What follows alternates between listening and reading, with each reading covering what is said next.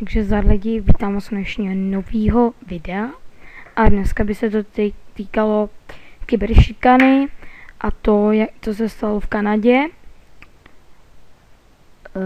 Takže si tady můžete klidně číst. Já už jsem o tom četl, teda teď to zrovna dávali v televizních novinách, a že v Kanadě nebo nevím, od Ottawa se stalo to, že jednu holku prostě šikanovali spolužáci, prostě kyberšikana.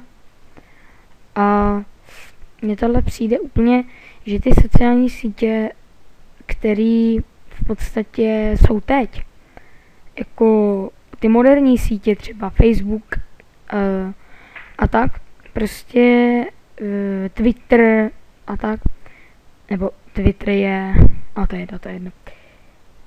A prostě, jak bych to řekl, prostě čím dál víc lidí je kyberšikanováno. A já jsem měl jednoho kamaráda, který měl taky prostě jako šikanovali ho kluci z naší třídy.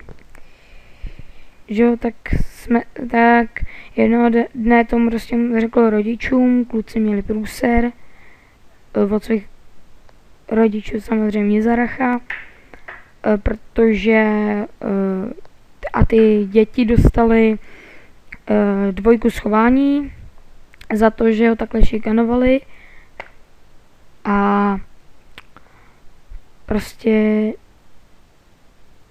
ty sociální sítě, to je neskutečný prostě. Jako já třeba chodím na Facebook, ale nepřidávám si tam lidi, který prostě jenom kamarády, který znám, a který mě vždycky podrží, takže v podstatě já se nemám čeho bát, že by mě někdo chtěl znásilnit nebo tak něco.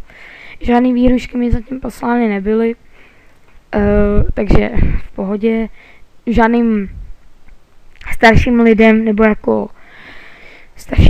starším lidem, co já neznám, tak se je nepřidávám do Facebooku. Třeba tady teď se mám ukázat, že si mě chce přidat jedna holka a nevím proč, já ji vůbec neznám, ale prostě vůbec ji neznám.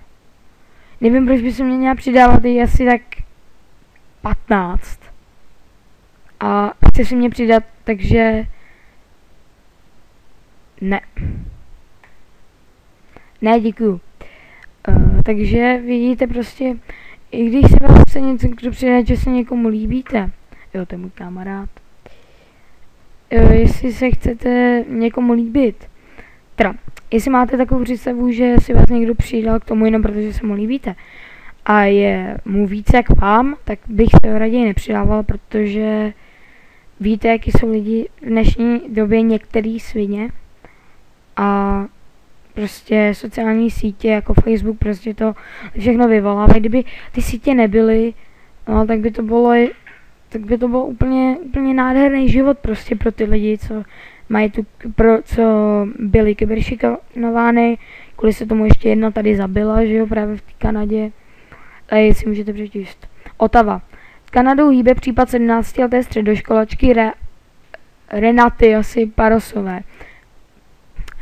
Parsonusové, která se oběsila po znásilnění a následném 2leté internetové šikaně a výhruškách od svých spolužáků. Poté, co hackerská skupina Anonymous prohlásila, že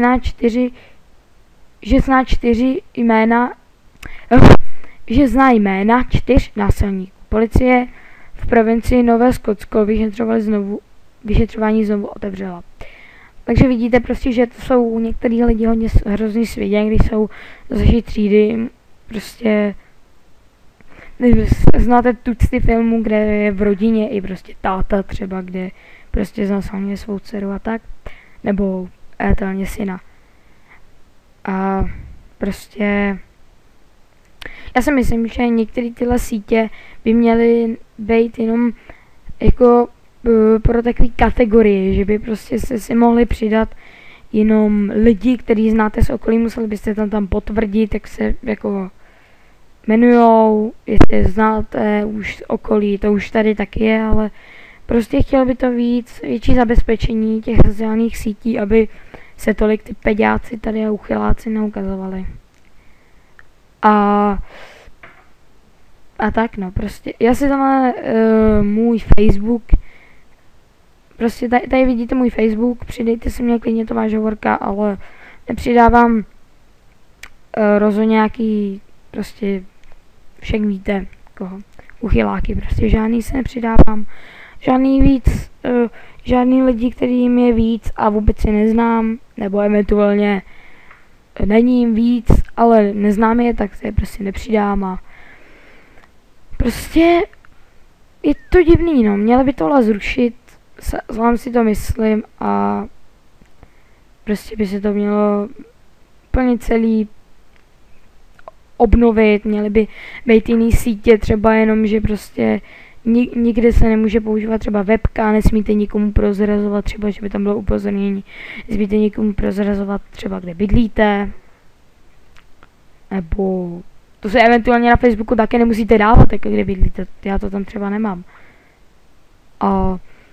Takže to je asi tak všechno u dnešní debaty a my se uvidíme, eventuálně uslyšíme u buď to dalšího remixu, anebo uslyšíte mě u dalšího remixu, jak prostě mixuju, anebo mě takhle uslyšíte, jak budu o něčem prostě mluvit eventuálně tady z počítače, budu probírat nový akta, prostě bude takový videoblogger, akorát, že nebudu prostě ukazovat svou tvář, protože nemám to zapotřebí.